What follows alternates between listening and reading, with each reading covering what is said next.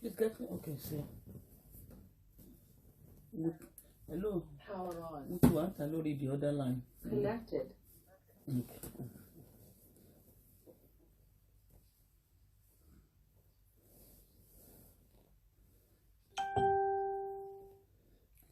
Sorry, lọ síbẹ̀ ká share.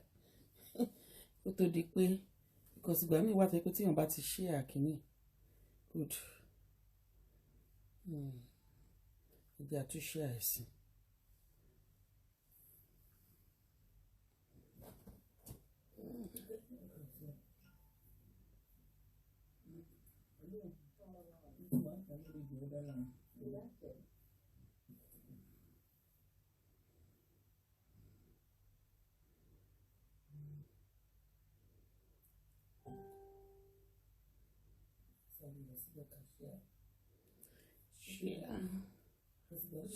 Share.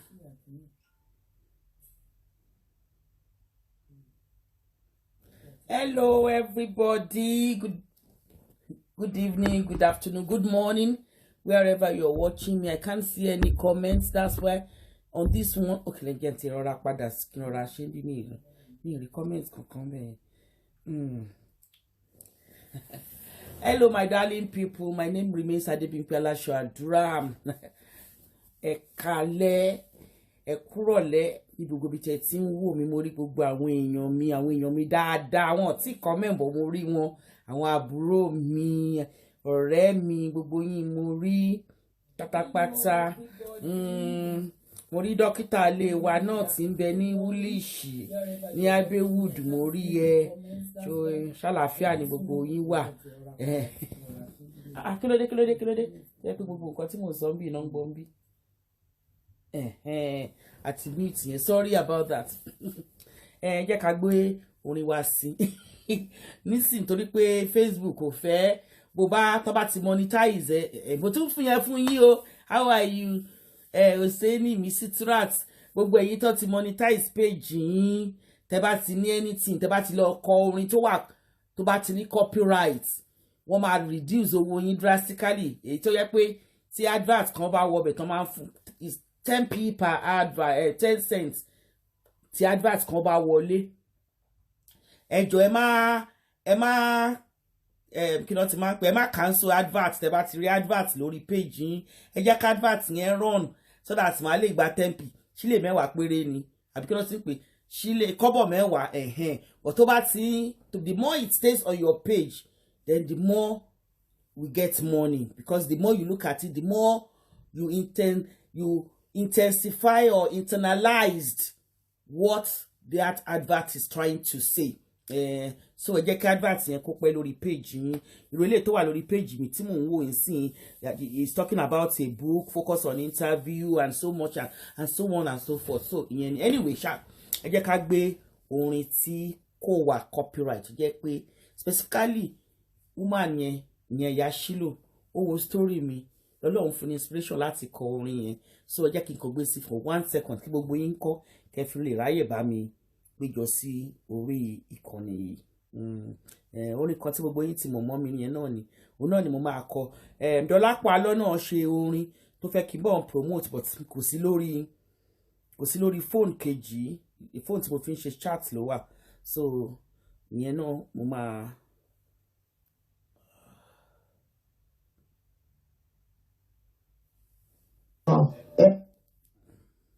Kí ló dé?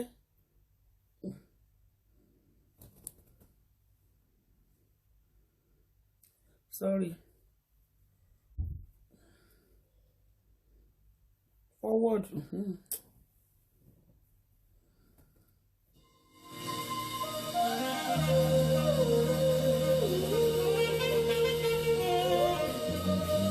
Ẹ bá ní re o.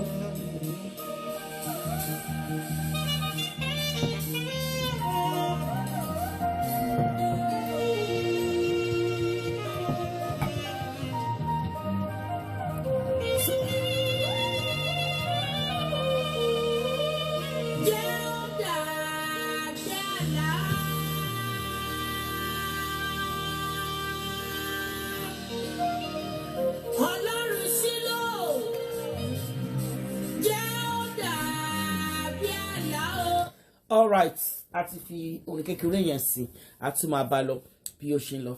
So ní ọ̀sẹ̀ yìí ní orí social media on different platforms on Facebook, Instagram and Twitter, K1 The Ultimate wọ́n máa trend gan ni o, wọ́n trend for different reasons e trend. So èyí tèmi máa sọ̀rọ̀ lé lórí ńbẹ̀ òun ni ti ọkùnrin kan tí wọ́n pè ní Ẹlẹ́nu is a comedian, I think, in the United States of America. So Ẹlẹ́nu àti K1 The Ultimate, mo rò pé wọ́n Ẹlẹ́nu ó jẹ́ bí promoter tó náà máa ń gbé àwọn eléré wá sí United States of America. So ó fẹ́ gbé K1 The Ultimate wá sí America, but at the end of the day, you know, kò really event yẹn ò bọ́ sí. So Ẹlẹ́nu dẹ̀ sẹ́ pé òun ti san owó tó pọ̀ thousands of dollars ló pé fún K1 The Ultimate. So wọ́n sọ pé K1 The Ultimate ó wá dá owó mi padà. So ó náà bá manager K1 The Ultimate, ó náà bá wọn sọ̀rọ̀, ó náà bá manager sọ̀rọ̀, ó ní bí manager dẹ̀ ṣe sọ̀rọ̀, ó ní like ó bí òun ní pé look, so wá ṣáà sọ pé K1 The Ultimate come and return back my money. So K1 The Ultimate náà wá sọ̀rọ̀, K1 The Ultimate wá ó ṣàṣọ àwọn òyìnbó ńláńlá, òyìnbó náà fi ń dára wọn lóhùn. Ẹlẹ́nu wá ní look, enough of òyìnbó tó ń sọ yìí K1 yìí pé owó mi ni mo ṣàfẹ́ gbà. So kí ni genesis ọ̀rọ̀ yẹn ni pé nǹkan tí mo ti sọ síwájú náà ni pé Ẹlẹ́nu àti K1, Ẹlẹ́nu is a comedian, tẹ̀lé tí orúkọ ara ẹ̀ sí, jẹ́ kí n wá orúkọ Mr. Ẹlẹ́nu yẹn jáde. So is a comedian, so wọ́n máa ń pè lẹ́lẹ́nu.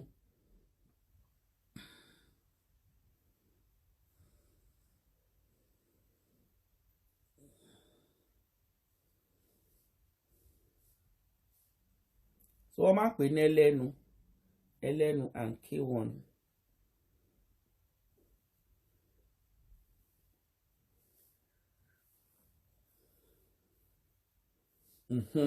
So K1 àti Ẹlẹ́nu is a promoter, bí mo ti sọ fún yín, àwọn méjèèjì they are at war over breach of contract.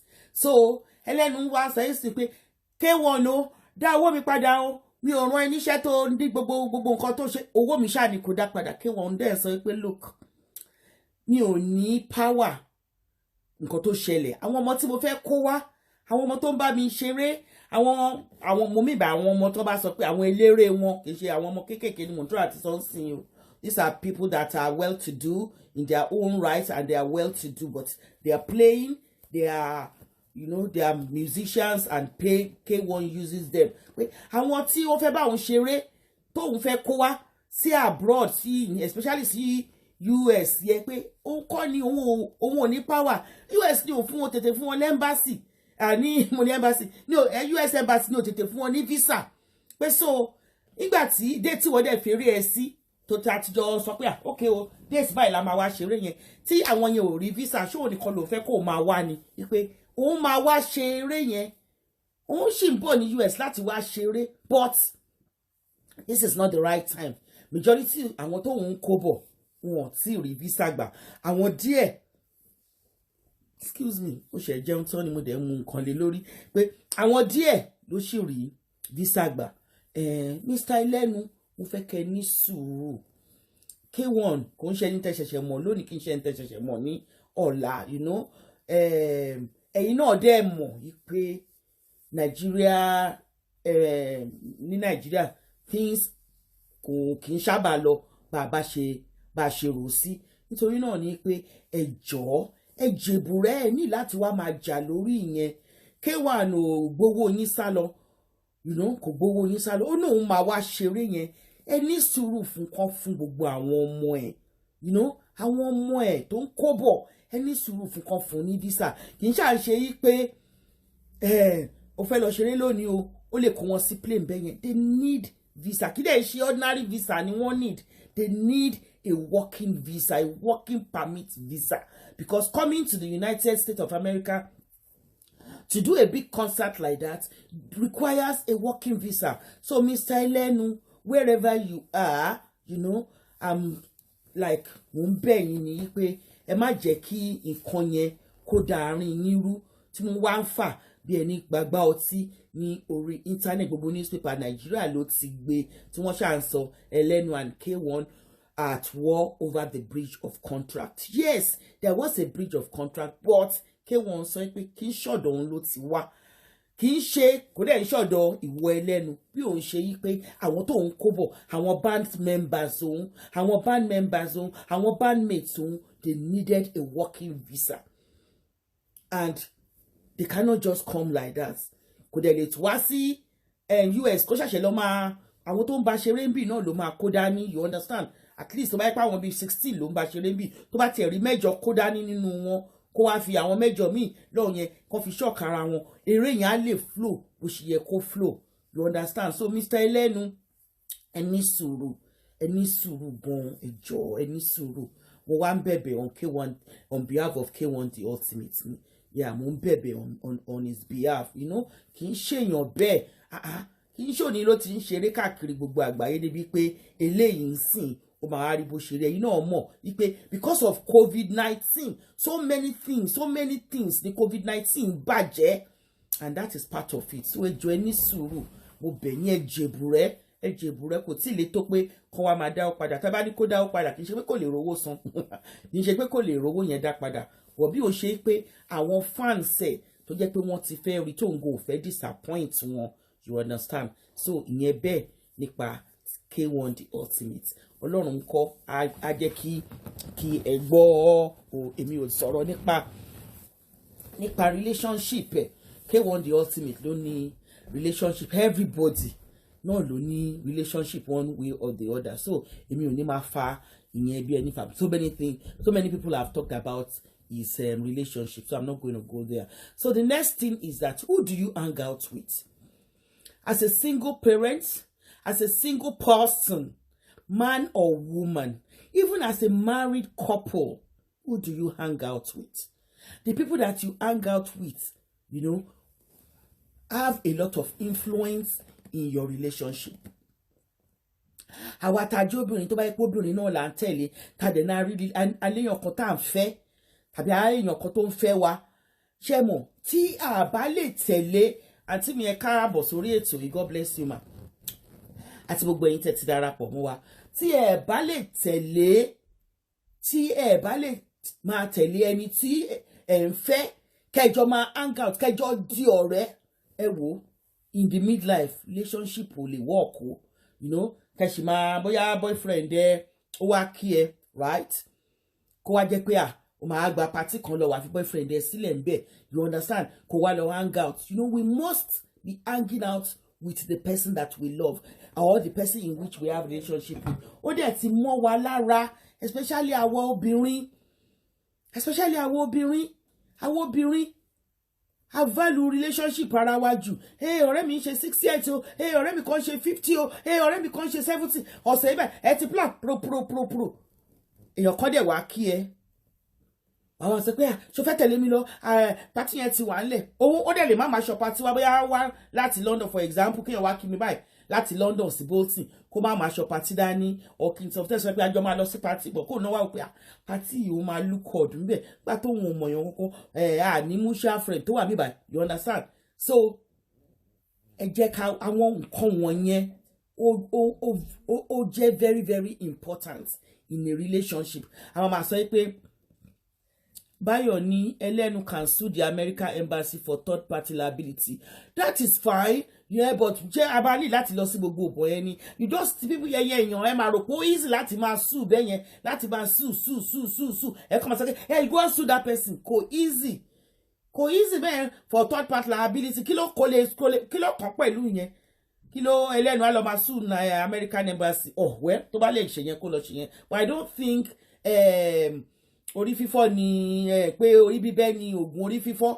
Nígbà tí kì í ṣe Elenu ló kó àwọn èèyàn lọ sí embassy pé kán fún wọn ní visa, you understand? So Bayo Williams, I don't think that is a very good advice for Elenu. The very good advice for Elenu is that Elenu kó lọ ní sùúrù, àwọn embassy ni wọ́n mọ̀ bó ṣe máa ṣiṣẹ́ wọn. Nobody can sue embassy for pé mo fẹ́ wá gba visa fún mi ní visa, then I go and sue you in court or something like that. Àbí pé you said the visa is going to take 10 working days, start taking 15 or 20 working days. Everybody ló mọ̀ pé because of COVID there is a lot of backlog everywhere. So the most important thing ni pé ká pẹ̀tù sí ẹlẹ́nu lé pé kó jèbù rẹ̀ for now, kó dẹ̀ sọ fún àwọn fans tó ti ra ticket kó reschedule, you understand, so everybody á dẹ̀ reschedule àwọn outings yẹn. Like mo ṣe ń sọ ṣá nípa relationship ẹni téèyàn hang out pẹ̀lú ó wà very very important. Mo fẹ́ introduce èèyàn kan sí yín ní òun náà ń ta aṣọ ní Dublin náà ni, because èmi wà fún pé ká máa promote àwọn obìnrin wa, gbogbo nǹkan tí àwọn obìnrin wa bá ń ṣe ká máa promote wọn, kí iṣẹ́ wọn kó má dìṣẹ́ mọ́ wọn ní ọwọ́, you know, nǹkan tèmi wà fún nìyẹn. Nítorí náà ni pé mo ní èèyàn kan náà tó jẹ́ pé ó wà ní Dublin yẹn náà tó jẹ́ pé ó ń ta aṣọ oríṣiríṣi nǹkan, you know, tó ní available at different things. Gbogbo nǹkan tẹ́ bá fẹ́ rà, àbáyà ní gown ni, you know, I just orí Instagram lòun ti máa ń ta nǹkan tiẹ̀, and she has a very very good collections of things on the Instagram. Christmas ń bọ̀, ẹ̀yin èèyàn mi, ẹ jẹ́ ká look good fára wa àti fún àwọn ọmọ wa àti fún àwọn tá à ń fẹ́. Ìpolówó ọjà lélẹ́yìí o, kí tó wá máa bá ọ̀rọ̀ mi lọ ní orí relationship. Oúnjẹ Bukky Balo on Instagram. Go to Bukky Balo, go and go and follow her on Instagram so that you will see all the beautiful collections she's got. Wọ́n ṣẹ̀ṣẹ̀ tún gba 61 kg ọjà lónìí yìí ló ṣẹ̀ṣẹ̀ lọ tó tún gba 61 kg ọjà láti different, àti àwọn kan wá láti Turkey, àwọn kan wá láti Dubai, you know, kò tí ì jáwọ́, but ẹyọ kan tó splash báyìí fún mi gan, ó pé wow, what a beautiful collection. So please go on Instagram and go and search for Bukky Balo, BUKKYBALO, Bukky Balo on Instagram. You will love our collections. You know, ní ìláṣẹ̀ṣẹ̀ tó máa ṣẹ̀ṣẹ̀ ẹlòmíì á fẹ́ ra gáwọn méjì kan ní Dublin níbẹ̀ yẹn, a máa ránṣẹ́ sí Dubai, a máa ránṣẹ́ nǹkan méjì pé ló máa fẹ́ ra o. Mo yẹ owó tí custom ń gbà ń sìn because of gbogbo nǹkan tó wà ń ta yìí, àwọn Brexit and drivers and everything, ó ti custom duties on goods ó ti pọ̀ gan. So why not look at Bukky Balo and Comfort Stella Grimes, the owner of Madkenzie Fashion Collections. Both of them are in Dublin, but they can ship worldwide. Bukky Balo and Madkenzie Fashion Collections, they can ship worldwide. Do aṣọ wọn bí ẹni ṣèyàn lóore ni o.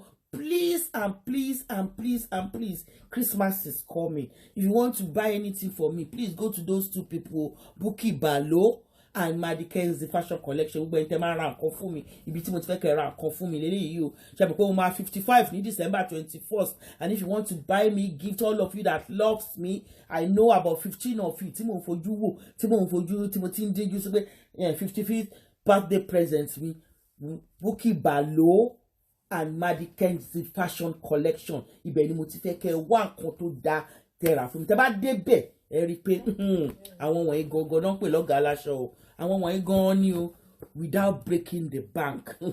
Ẹ ti wá wò most beauty products, ẹ̀yin náà wò ẹ wò wá, kò sí filter o, yìí ló filter o, ẹ wọ ọwọ́ mi o, yìí dẹ̀ ló makeup ṣẹ́rí.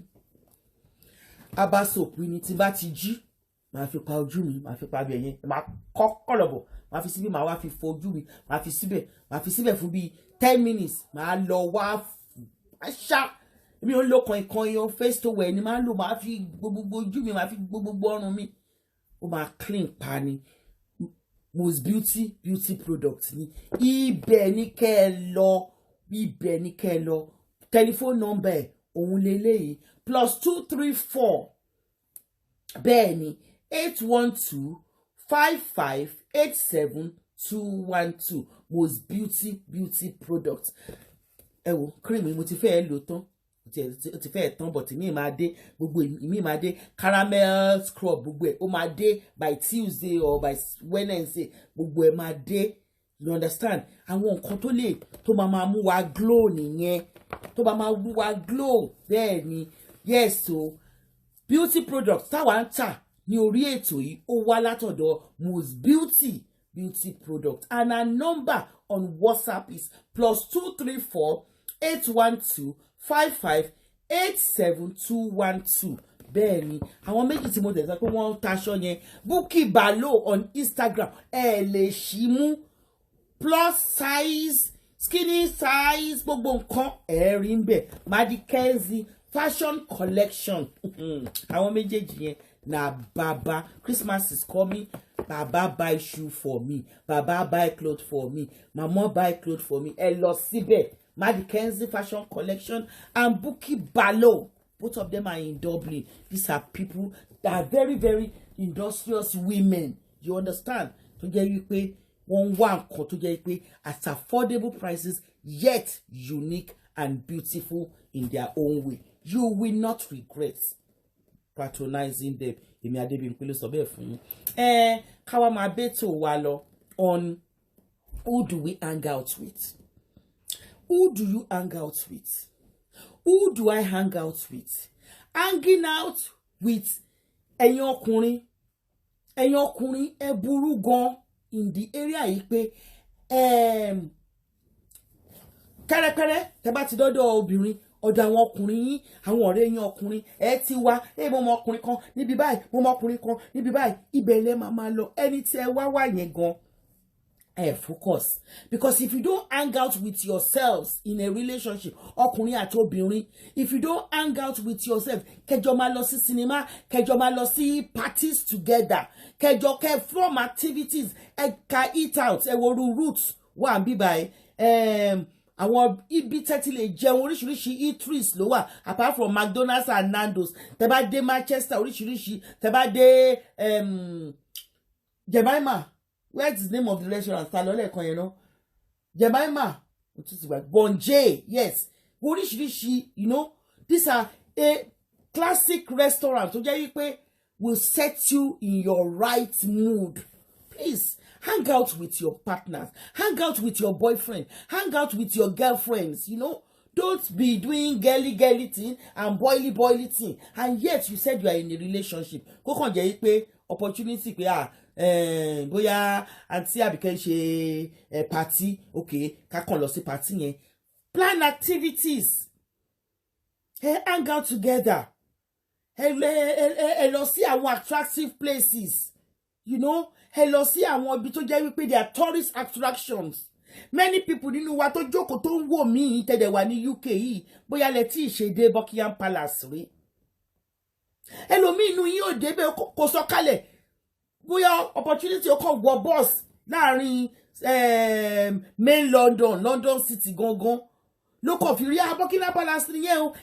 Lọ síbẹ̀ mú boyfriend lọ síbẹ̀ lọ jókòó lọ ya fọ́tò ńbẹ̀ ṣe kankan gbogbo nǹkan tí wá ṣá lórí owó ni lórí pé lórí time iṣẹ́ ìyẹn ni ó máa jẹ́ kí many of us tó jẹ́ yí pé a jẹ́ of African descent kó jẹ́ pé relationship wa máa ń last gan. Dẹ̀ rí pé àwọn tó fẹ́ òyìnbó láàrin wa wọ́n máa hang out wọ́n jọ máa jáde kò ń ṣe 100% ló máa fi jẹun nínú ilé.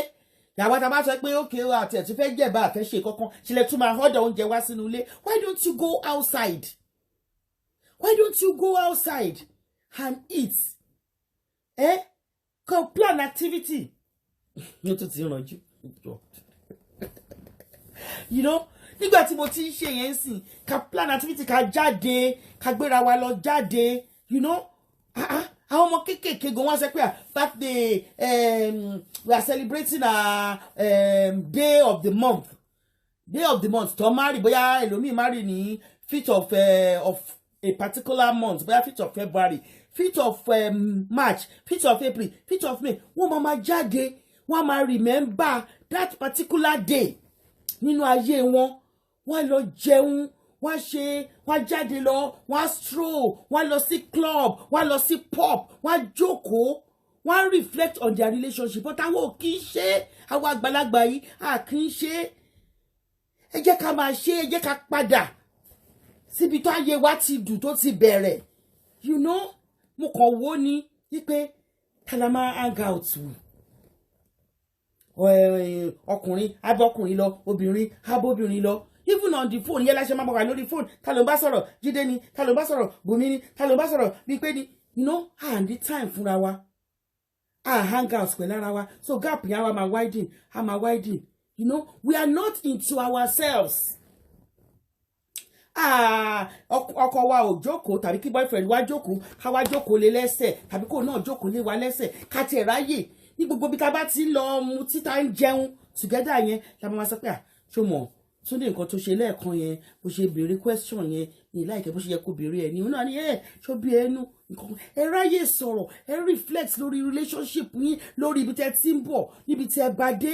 But when you are just into the house yourself, ní wọṣọ tó da ìgbà yẹn ò ní look sexy, you know. But when you are going out, you try, you put all efforts láti make up, láti wọṣọ tó da, láti wọ skimpy. Ẹ̀yin náà máa rí o. Ẹ bá ti jẹun fún yín tán, you know. Èwo làbọ̀rọ̀ bá da flowing gown bolẹ̀ ní gbogbo ìgbà. Ẹ show sexy legs yín, ẹ wọ skimpy. Even at 55. Ẹ wọ skimpy, kó má skimpy jù náà, kó wà ní gédé orókùn ẹsẹ̀ yín, kẹ́ jókòó, kí tan yín tó rọra light yẹn kó hàn díẹ̀, you know. Ọkùnrin yẹn gan máa wà, but ẹ bá wà nínú ilé, ebi ò lè wà nínú ilé kí n máa wọ skimpy, you know. At night ló máa wọ àwọn àbí àwọn baggy clothes wọn yẹn, you know. But when you go out, you will be more into yourselves. Because many people máa ń béèrè lọ́wọ́ mi, especially tí bá wà níbi iṣẹ́, mo sọ pé aunty you are glowing, kí ló dé kí kò máa ń jáde gan ni, you know. Tí bá ti lè ní relationship ẹ kò sí bẹ́ẹ̀ ṣe ní mọ̀, gbogbo yín máa mọ̀ yín tí ẹ mọ̀ mí, ẹ máa mọ̀ pé bẹ́ẹ̀ ti wà into a relationship, ẹ máa rí mi, mo máa jáde, kì í sábà sóúnjẹ nínú ilé, máa jáde, máa gbé jáde tó bá wá kí mi, you know. Tó bá wà bí báyìí a máa jáde majority of the láti bí last week nsìn a ti ń jáde every time tí bá ti wà off, mo sọ fún yín ṣe kékeré lèmi ń ṣe, a máa jáde lọ, a lọ mutí, kò ṣe gbogbo alẹ́ wà láàrin Bolton, ìgbà míì a máa lọ sí Salford, ìgbà míì a máa lọ sí Manchester, you know. Ìgbà míì a kàn máa lọ sí hotel kan ṣá, a kàn lọ sínú restaurant lóòtẹ́ẹ̀l, a kàn lọ, you know, a kàn lọ ṣeré wa ń bẹ̀. So when you reflect on things, you know, àwọn nǹkan tí ó ṣe tínú ẹ dùn wá tún sọ fún ṣọmọ báyìí kàsà tó ṣe lára ó dùn mọ́ mi tó bá lè ṣe more of it, you know. Kì í ṣorí bẹ́ẹ̀dì kan láti máa parí ọ̀rọ̀, you know. Àti pé ẹ̀ ní ráyè sọ̀rọ̀ gan pàápàá ìyẹn gangan. Sex is just a minimal part of a relationship. Ntẹ́yìí tí gbogbo wa gbé sórí láfíríkà nìyẹn, sex máa dún ẹ pa, máa ṣe pa. Àwọn nǹkan míì tó jẹ́ pé forms bulk of the intimacy yẹn gangan òun ni ká sọ̀rọ̀, ká jáde lọ, bóyá ká rìn, you know, ká dira wa lọ́wọ́ mú, ká gba breeze, you know, ká kàn sọ̀rọ̀, ká bá dẹ̀ ibi tá ti rí okay let's stop here, let's even cup of coffee. Gbogbo bí ká bá lọ màmá wò yán ni ká àwọn dúdú ń gbàdúgbò mi rí wọn kó wá mu coffee together, kó wá mu tea together.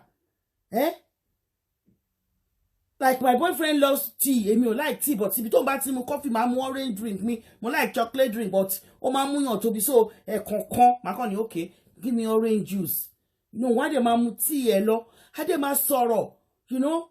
Inú ẹ̀ a lè jẹ bread, a lè bèrè fún àwọn crepes àti gbogbo nǹkan bẹ́ẹ̀ yẹn, you know. Á dẹ̀ jẹ́, you will never see do that. Àfi ká já jókòó sílé ká jẹyán, ká máa ṣẹ̀fọ́, ká máa sọ pé ẹ̀fọ́ rèé o, ẹ̀wọ̀ ìgbín ńlá rèé o, pọ̀mọ́ rèé o, tábàkì pọ̀mọ́ ìbọbẹ̀, pọ̀mọ́ ni mò ń jẹ. No, go out the more, especially àwọn táwa ní diaspora, even àwọn tó wà Nàìjíríà gan jáde, wọ́n lọ sí club, wọ́n máa lọ sí club lálẹ́, wọ́n lọ sóríṣiríṣi ibi tó ti ń jẹ ìgbín, ibi tó ti ń jẹja, tó ti ń jẹ point and kill, you know. Hang out with your partner.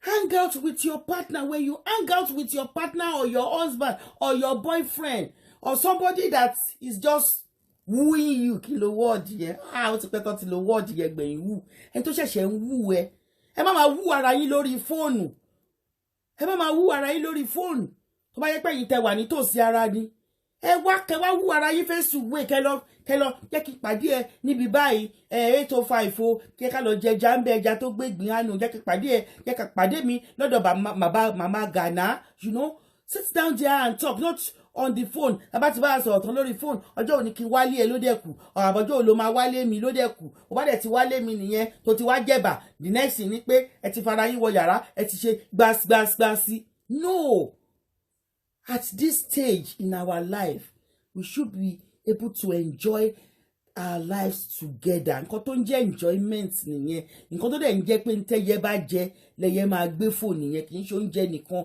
but the intimacy, the enjoyment, the act of fulfilment. And when you do such a pé bita tí ń bọ̀ nìyẹn they were fulfilled in your relationship. Many of us lẹ́yìn ìgbà tó bá ti bá wa sọ̀rọ̀ tán lórí phone the next thing pé ẹ lọ sílé wọn tá bá lọ sílé wọn àti jẹun tán bí mo ṣe sọ lẹ́ẹ̀kan kò tiẹ̀ ní sí any act of romance sex yẹn nìkan làwa kàn focus. There are so many things when you look at àwọn òyìnbó and that is how tó fi máa mọ̀ pé eléyìí ṣe tèmi ni. Am I into this person or is this person into me?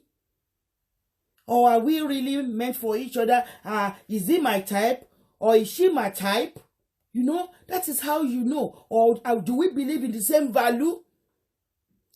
You know, does he want children? Or is another thing he's looking for?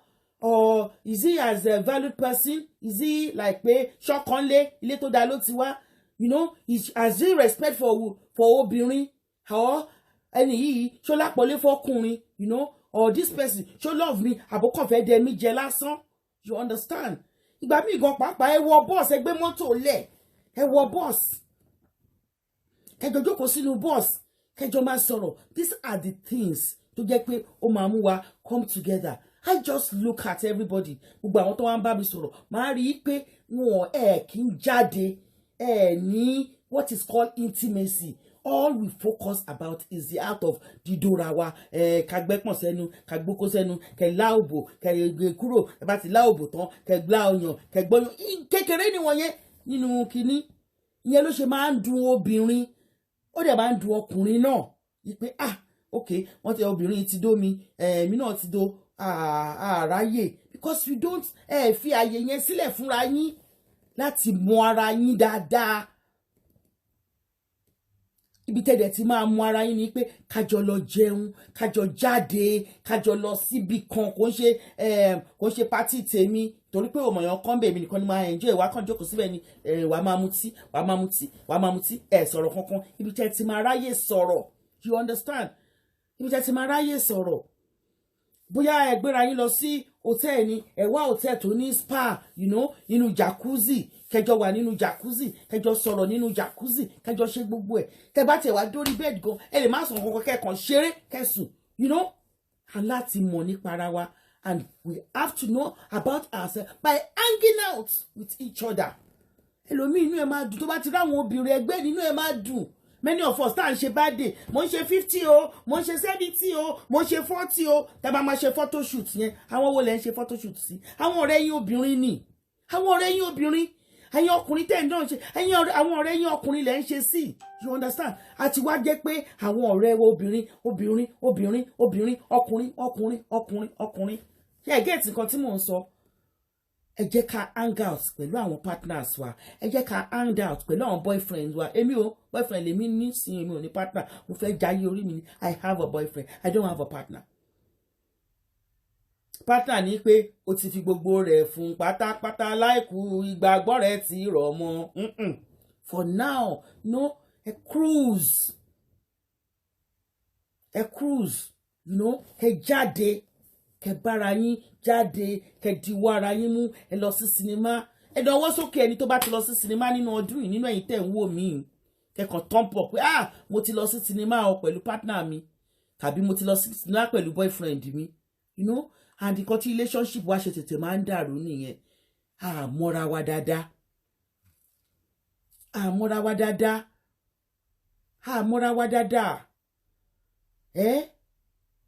wá ní recently ọ̀rẹ́ mi kan man kan wọ́n ṣàmúra wọn through the phone ṣeṣeṣeṣe ìyẹn wá láti Naija ó dẹ̀ ti plan báyìí ni mo ṣe máa lò mo máa lọ́jọ́ 4 ní London máa wá bẹ́ẹ̀ tí bá ti wá bẹ́ẹ̀ bí máa ṣe kí ó tún plan business ẹ̀ nínú ọjọ́ 5 tó wá bá lò ẹnìyẹn Suffolk ló ń gbé nínú ọjọ́ 5 tó wá bá lò ní Suffolk yẹn in fact bóyá náà ṣe yàtọ̀ sí pé wọ́n jọ máa sùn mọ́jú ṣé ibi tó ti rẹ̀ ó ti bá business partner ẹ̀ ló ti ṣe kíníkan wọn plan activity kan báyìí ló wá sọ ní ìtì ẹ̀rí lì mọ́ gan tó bá ti dé kakàn dóra wa kakàn sùn ṣé ìyẹn wá nífẹ̀ẹ́ kí dóra ń gbà mí òun ṣèfẹ́ kí dóra òun ṣèfẹ́ inú ẹ̀ ní kékeré ló wà nínú ẹ̀ ká mọ́ra wa dáadáa kó mọ̀ kó lè sẹ́ pé èèyàn báyìí ni ibi tó bá ti ń jẹun wá ti mọ̀ bó ṣe ń jẹun bó ṣe ń ṣe gbogbo nǹkan ẹlòmíì inú wa mọ bàtà tó ń wọ̀ èèyàn wá gba ẹgbẹ́ lọ́jọ́ 5 ò tí mọ size bàtẹ̀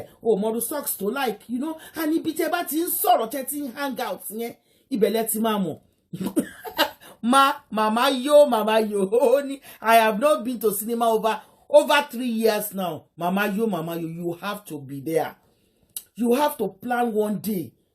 Have a day off on whatever you are doing. Bó ṣe pé you are married, just say my partner mo wo and go on the internet and say mo ti rí cinema kan lẹ́gbẹ̀ẹ́ wa ẹ jẹ́ ká dira wa mú ní kẹ̀jẹ̀kẹ̀jẹ̀ ẹ bá 70 kẹ́ lọ wo kẹ́ pé Uber kí Uber gbé yín lọ tẹ́ bá dẹ̀ ti wo sinimá tán kẹ́gẹ̀ pé Uber kó gbé yín padà wá sí ilé nígbà tẹ́ bá wà ní sinimá yẹn àwọn nǹkan tó bá ń ṣẹlẹ̀ ńbẹ̀ yẹn ẹ máa fọwọ́ kanra yín ẹ máa fọwọ́ kanra yín wọ́n á ti dì mú ná ẹ gbọ́wọ́ léra yín ní Beverly Hill oníkàlùkù níbi so many things like that ìyẹn ló ń jẹ́ romantic kì í ṣe pé my darling ìyẹn nìkan kọ́ doing all sorts of things mo ṣe fọwọ́ pa itan ara mi tíyẹn náà ranjú bàbá mi rànjú bí bàbá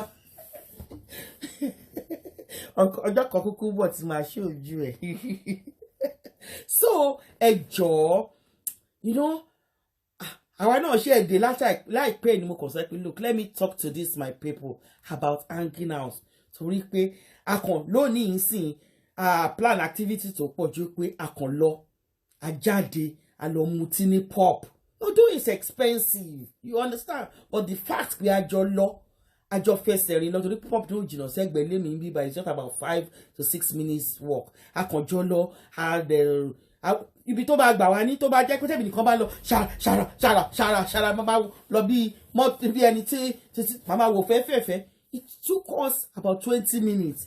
Àrọ̀rá rìn sọ̀rọ̀ àti dúró díẹ̀ àti ojú ara wa àti ṣe gbẹ ní pop yẹn àmú drinks èmi mu beer òun mu draft you understand àdẹ̀jọ́ òun lórí cup méjì tá a mú àdẹ̀rojọ́ àsọ̀rọ̀ àgọ́sìpù pa àwọn ọ̀rọ̀ ọlọ́rọ̀ náà o you understand àgọ́sìpù náà díẹ̀ àsọ̀rọ̀ nípa ara wa náà pé kí ló tiẹ̀ rí orí ni kí ló rí sí so ní òkè kìnnìkan àtúnṣọ̀rọ̀ ń pa ẹ̀ mo like aṣọ tó wọ̀ you understand tight yẹn tó jẹ́ àwọn nǹkan bẹ́ẹ̀ yẹn ṣáàdì àgbà ẹ ló máa rí òótọ́ ọ̀rọ̀ gbọ́ lẹ́nu ọkọ ẹ tàbí àfẹ́sọ́nà ẹ tàbí ẹni tó jẹ́ pé òun ròyìn pé lọ́va ẹ pé bákan you understand ẹjọ́ ẹ̀yin èèyàn mi ọkùnrin àti obìnrin ẹ hang out more with each other ìyẹn ló ń pè ní kéèyàn wà intimate ìyẹn náà ń pè ní kéèyàn wà romantic you understand kì í ṣe present ní gbogbo ìgbà ààrẹ ni tó fi gbogbo ilé ṣe present fún but kó wá rí i pé this person is not into me let us be into each other tàbá wà into each other ká ní good time pẹ̀lú ara wa bí Abímbọ́lá Táwà Jimoh Ògúntádé gbogbo orúkọ yẹn ló kọ síbẹ̀ it's good to have good time with your partner exactly nǹkan tí mò ń sọ náà nìyẹn have good time yes a date night John Stakios ní a date night we can redate ourselves we can date ourselves as many times as possible and it's not compulsory that the man must initiate it ìwọ obìnrin náà lè initiate ẹ má jẹ́ kọ́kọ́ yẹn sí yín lórí ẹ má yẹ kí gbogbo ẹ wo ẹ má jẹ́ kọ́kọ́ yẹn sí yín lórí ìwọ ló lọ déètì ẹ ìwọ ló ask ẹ out gbogbo wọn yẹn they are things of the past wàá jókòó pa síbẹ̀ ọkùnrin míì ẹ̀rù á máa bà á láti bá ẹ sọ̀rọ̀ you understand what I'm saying ẹ̀rù á máa bà á kí ara lè love ẹ ìwọ tó jẹ́ nurse support worker lè love ìwọ tó jẹ́ nurse kó máa wò pé báwo ló ṣe máa bá nurse sọ̀rọ̀ ẹni tí mò ń date nísìnyí is a support worker. It's a support worker. Kò ṣe nurse ẹgbẹ́ mi ìgbà tí mo dé tí mo gbà kan tí mo date nurse ẹgbẹ́ mi ò gbádùn tó gbà nísìn tí mo date support worker yẹ. You understand what I'm saying? So tó bá ẹrú lè máa bá láti wá bẹ but wọ́n náà àgbàlagbà ni wàdà wá ti rẹ́ni tó yẹ pé wàá rí pé gbogbo nǹkan tó ń ṣe ló máa ń dùn mọ́nú at any blessed time. Please, get flirty. Yes, naughty. Hang out more. Exactly, Abimbola Tawa Jimo. Flirt with each other. Flirt with each other. Can hang out the more. Honestly, we will see pé nǹkan tí mo sọ ní fún wa ní alẹ́ yìí pé ìrere ló máa já sí fún wa. Many of us akọ̀déjú mọ́lé ṣá mo ti látàárọ̀ mo ṣe money mo ṣe nice orí fóònù yẹn náà la máa wà tá máa ti máa sọ̀rọ̀ ọ̀rọ̀ orí fóònù. Ẹlòmíì lè wà lọ́dọ̀ obìnrin mi kó máa bẹ sọ̀rọ̀ lórí fóònù. Oríṣiríṣi nǹkan ló lè gba wọn máa pọ̀ sí each other. Gbéra yín jẹun ẹ lọ sí màmá put ẹ lọ jẹun bẹ̀ ẹ lọ jẹun ní màmá put ẹ jókòó sínú mọ́tò ẹ hang out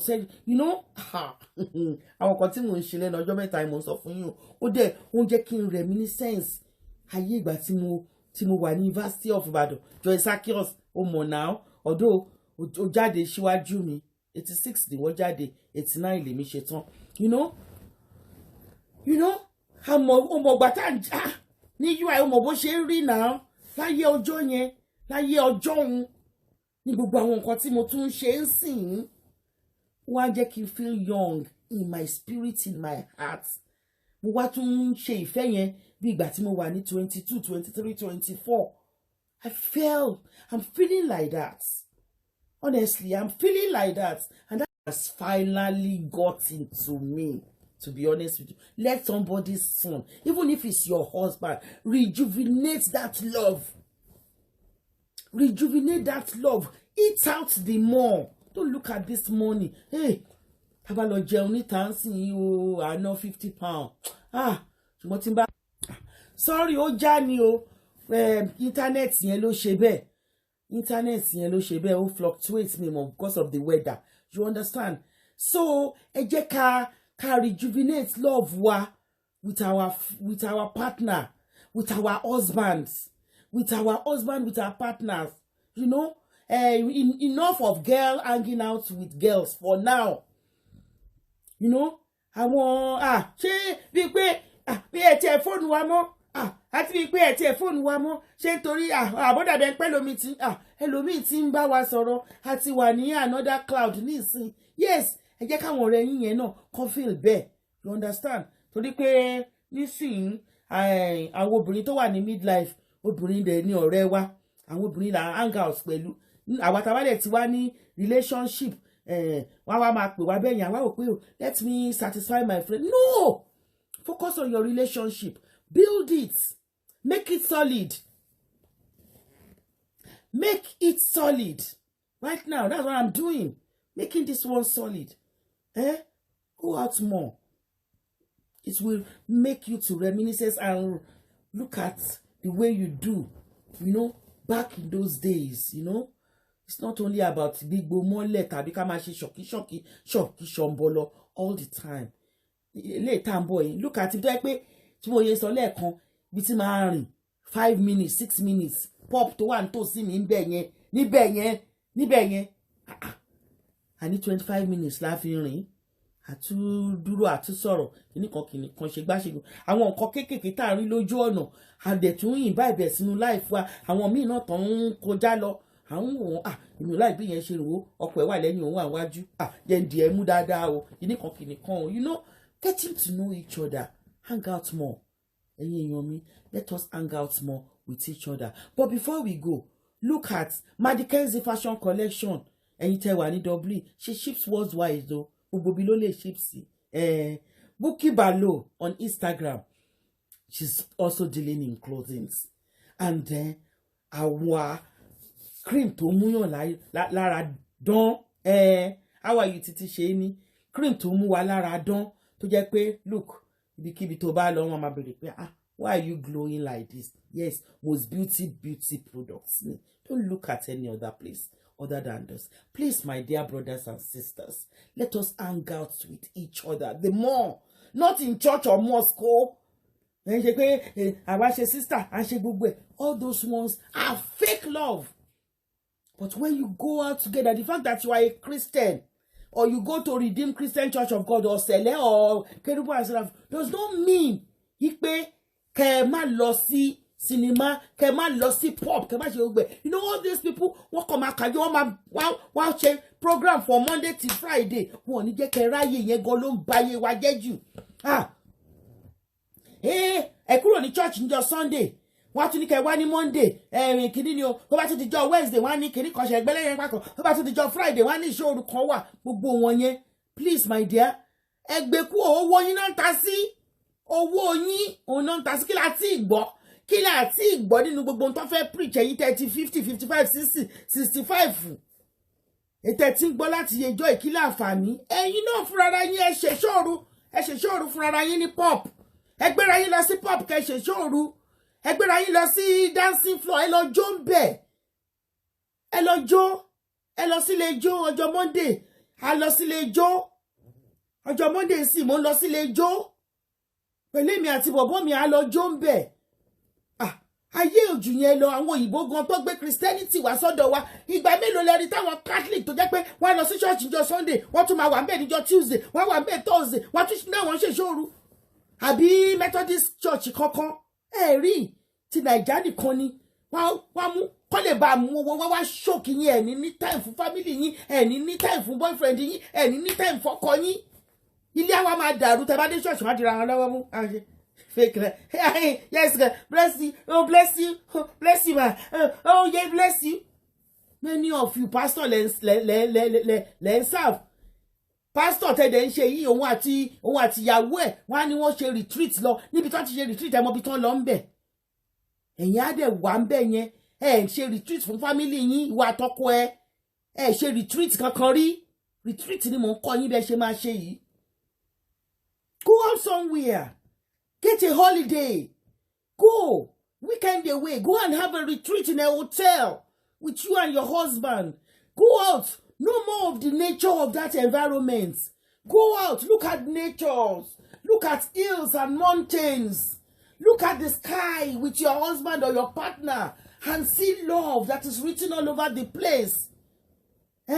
Ẹ kò ṣe dédé di Bible máyà. Òye tẹ́ bá fẹ́ sùn, Bible ni. Lórí bẹ́ẹ̀dì, Bible ni. Ní tọ́ílẹ̀tì, Bible ni. Kò sí nínú ọkàn yín. Ìyẹn ni ò jẹ́ kí gbogbo relationship kó work. Please. Nígbà tẹ́ bá ṣe gbogbo wọn yẹn tí relationship yìí ò bá work, ọkàn yín gan á balẹ̀. But ẹ máa wá wò new relationship kí ni mo enjoy. But enjoyment tẹ́ enjoy ní relationship yẹn. Nobody can take it away from your life. Ọlọ́run gbọ́. Nobody can take it away. Ìgbà tèmi àti lágbájá kájọ ń ṣe pọ̀. Tá bá lọ síbi báyìí, tá bá lọ sílé jó báyìí, tó bá jó báyìí, tó jó báyìí, tèmi náà jó báyìí. Kò sẹ́ni tó lè gbà yẹn lọ́wọ́ yín. Gbogbo nǹkan kọ́ ló máa ń work out. Bẹ́ẹ̀ ṣe fẹ́. But Ọlọ́run kàn máa ń gbé àwọn míì wá sọ́dọ̀ yín tó yẹ pé at that point in time, bóyá ẹ ti fẹ́ wà depressed, tó kàn máa gbéyàn kan dìde sínú life yín báyìí. Tó jẹ́ pé èdèjọ́ máa enjoy. Ó lè má ju 6 or 7 months lọ. Wá oníkálùkù á dẹ̀ tún lọ láyé tiẹ̀. But ẹ mọ nǹkan tọ́lọ́run fi yẹn ṣe fún yín. You understand? Then ẹ jẹ́ ká gbé idea pé tí ọkùnrin kan bá ti wá bá wa, ọkọ ti dé nìyẹn. No. Ọkọ ò tí ì dé. Ọkọ tó ti rànjú mọ́ mi, ó ń pe rẹ̀ lọ́kọ. Nǹkan tó bá wù ẹ́ ló lè pera ẹ. But lọ́kàn tèmi ibi tó bá fìyàn sí, wọ́n ṣàmọ̀ pé this person àti bẹ́ẹ̀ ṣe bí ọmọ ìkókó àwọn obìnrin tó jẹ́ pé a máa enjoy ọmọ yẹn títí tó fi dàgbà. Tó bá yá àwọn ọmọ yẹn máa já fúnra wọn. You understand? Ọmọ tó jẹ́ pé nígbà àwa la ti ń wẹ̀ o, ta ti ń wẹ̀, ta ti ń ba fọ̀ díẹ̀ láti kékeré, ta ti ń dákú ẹ̀, tá a bá dé náírà tó bá fi máa dọdún 6 á bẹ̀rẹ̀ sí ní bòdì fún wa. Ṣé kó ti ń já rẹ̀ ìgbà díẹ̀ lọ́wọ́ wa náà. Relationship náà ṣe rí nìyẹn. Nurture it. Enjoy it. Enjoy it while it lasts. Don't let us be pé ó máa sá lọ o, ó ti fẹ́ sá lọ o, àwa máa wà overprotective. Àfẹ́ kó jáde, àfẹ́ káwọn ọ̀rẹ́ wá rí mọ́ wa. Okay, wọn tí fẹ́ kí wọn kọ́ rí mọ́ mi, kò matter, kò mean anything. It's your life. Enjoy it. Don't live your life for anybody. But I want you to hang out. with your partner, with your boyfriend, with your lover, with your husband. And you go to marriage, you say 40 years, 30 years. Still hang out with each other. Hang out with each other. Bá ti lọ sí church lọ́la tó bá ti jọ Monday ẹ lọ sílé ijó. Ẹ lọ sílé ijó kò sí nǹkan tó fi ń ṣèyàn. Ẹ lọ sílé ijó, ẹ lọ sí pop. Ẹ lọ sí pop, wọ́n ta Fanta ńbẹ̀, wọ́n ta Coke ńbẹ̀, wọ́n ta 7up ńbẹ̀.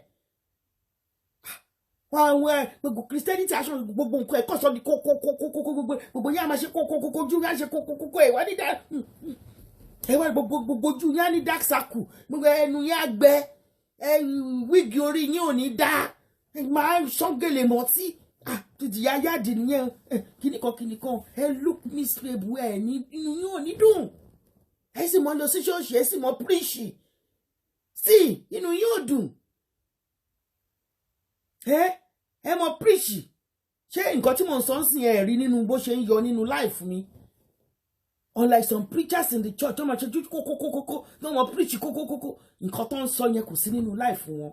Please, my sisters and my brother, hang out with each other. Let us hang out with each other. Like, I mean, your partner. I'm talking about your partner, the person you are in love with, the person that is doing you right presently. Hang out with the person. Hang out with the person. Ẹ má jẹ́ kí just hang out. You get what I mean? Hang out. Gbogbo nǹkan la máa ti rò. Gbogbo nǹkan ni owó. Gbogbo nǹkan ni time. La máa fi time factor sí. Tí bá wà bí ṣe wọ́n ti pè mí lẹ́jẹ́nsì mi o. Mo dẹ̀ sẹ́ pé mo fẹ́ bá bàbá yìí jáde. Bàbá yìí ṣé ò bínú. Bàbá yìí bínú. Bàbá yìí máa sọ fẹ́ pé òun ò bínú ni. Tó bá ti lọ tán sìn ó dé ìwọ ló wá kí o a bẹ̀rẹ̀ sí ní text ẹlòmíì ni a bọ́ sórí Instagram a máa wo àwọn ọmọ ọlọ́yàn a máa wo àwọn ọmọ onídìí ṣẹlẹ̀ kò dé ń bẹ̀ ibi tí ó ti máa ń lọ nìyẹn gbogbo nǹkan ṣáàlà máa fi ṣòwò owó àwa ní time fúnra wa ẹ wo láṣì àti COVID wà ń ta ó ṣe gbogbo wa mọ́lé boyfriend tó wà ní Manchester ò lè wá wo girlfriend tó wà ní London boyfriend tó wà ní Ireland kò lè wá wo girlfriend tó wà ní Manchester gbogbo wa ó wá di ká máa zoom nǹkan ti sú mi ó wá mú wa ó sọ wá di bẹ̀rẹ̀ kẹ̀tẹ̀ sílẹ̀. Please nísìnyí tí COVID dẹ̀ ti lọ ká ti jára wa gbà lọ́wọ́ COVID let us rejuvenate that love among ourselves. Let us go out. Ẹlòmíà ẹ wo ìdí mi ti bó wọ́n ti dó mi wọ́n ti ṣe that does not mean love. Yín ò ń ṣe love nìkan. What is love is you know that person that you are hanging out with in toto. Have fun. Ẹ lọ jẹun kẹ́ ní fun. You know, not ordering food into that. Ẹ jáde lọ kẹ́ ṣe gbogbo ẹ̀. Èmi ń ṣe ó dẹ̀ ń dùn mọ́ mi. And I think I want to encourage you guys to go out the more because I can see gbogbo bí tí mo dé àti bẹ̀rẹ̀ sí ní rìn àárí àwọn dúdú ń bẹ̀ dúdú dẹ̀ wà ládùn ń gbé bí kan ilẹ̀kì mọ́nú ilé òtútù yìí ṣá nǹkan tó ń ṣáǹtà yẹn kí ló ń ṣáǹtà àwọn tó wá ń bẹ̀ kọ́ nǹkan tó ń ṣáǹtà yẹn kò dẹrùn nǹkan tó ń ṣáǹtà yẹn ìyẹn lẹ máa fi wà nínú ilé nígbà tí wàá dẹ̀ wà nínú ilé náà la máa pè bó ti ṣe jókòó bó ṣe cross ẹsẹ̀ ẹ̀rí bó ṣe ń jẹun chapachapa ẹ̀rí bó ṣe kẹsìn kẹsẹ̀ sórí iṣẹ́ ẹ̀wò bó ṣe gbẹ́ àìwá ní rí something positive about yourself negative lẹ máa rí but when you go out there you value yourself more àwọn nǹkan míì tí wọ́n ń rí tó ń bí ẹ nínú yẹn wàá máa rí tẹ́ pé lómi ń ṣe tí wọ́n dẹ̀ ń gbà á mọ́ra wàá máa wò pé okay bóyá tèmi náà bá dẹ̀ rọra gba ilé náà mọ́ra bóyá relationship our strengthening there. Please go out, hang out with yourselves the more. And before I go, don't forget to buy your clothing. So lọ́wọ́ Madikens the fashion collection Dublin ló wà tó ti ń powó ẹ̀yẹ wálé oríṣiríṣi aṣọ àbáyẹ oríṣiríṣi evening gowns tó fásitì go to her Madikens the fashion collection on Instagram, on Facebook and on Twitter. Òní nọ́mbà ẹ̀ ní +353 87 905 2338.